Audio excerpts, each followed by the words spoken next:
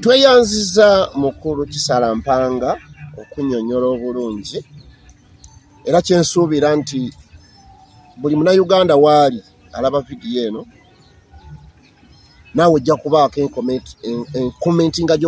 ku nsonga eyo naye nga sinegere ddala mu maaso soko subscribing Hard Rock Media TV ku YouTube channel ojja kusobola okutufuna mpozi yongera okukomentinga n'okusharinga tambuza waako ono nga bwe kisoboka asobole okuba nti munnayuganda asobole okufuna information y'abantu na biki boogera. Tugendera ddala mu maaso ne programu eno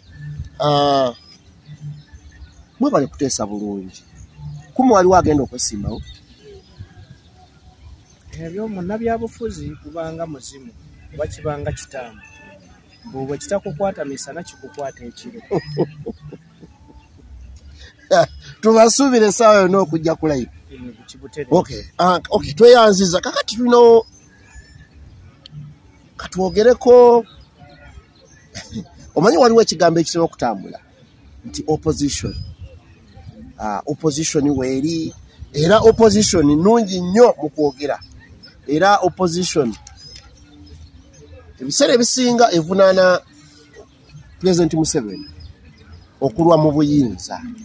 era buli akwata omuzinda omusajja oyo aludde mu bukulembeze omusajja oyo akola ati omusajja oyo ekimufudde okuba mbuno nakyemalira kubanga aludde mu buki. Nze nno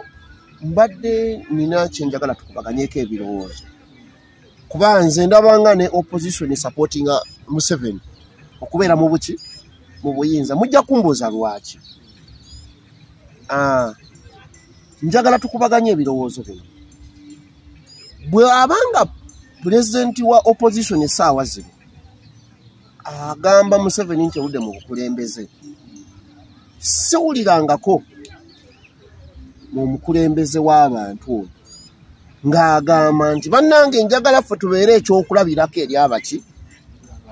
tubeere ekyokulabirako eri abantu gundi ne gundi ne gundi mumaze mu parliament emyaka 10 n'emeka temuddayo simanyi ensonga eyo